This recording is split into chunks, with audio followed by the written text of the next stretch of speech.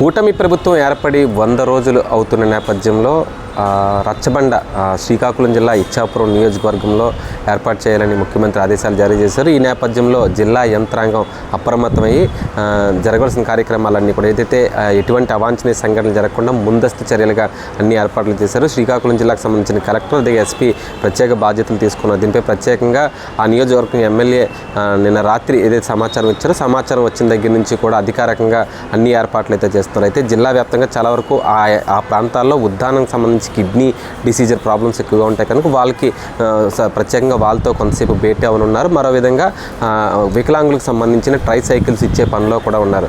అయితే కూటమి 5 ఏళ్ల తర్వాత ముఖ్యమంత్రి హోదాలో మళ్ళీ జిల్లాకు రావడంతో పాటు అభిమానులు అటు కార్యకర్తలు కూడా భారీ ఎత్తున స్వాగతం పలకడానికి సర్వం సిద్ధం చేసుకున్నారు. ఇప్పటికే అధికారులు అయితే మాత్రం రేపు కార్యక్రమం రచ్చబండ కార్యక్రమాన్ని అయితే మాత్రం ఏర్పాటు చేసేందుకు అన్ని ఏర్పాట్లు సమగ్రంగా చేస్తున్నారు. ఇప్పటికే జిల్లాకైతే మాత్రం చాలా వరకు ఆ నియోజకవర్గానికి సంబంధించిన ఎమ్మెల్యేలు కార్యకర్తలు కూడా ఆ ప్రాంతానికి అయితే చేరుకుంటున్నారు.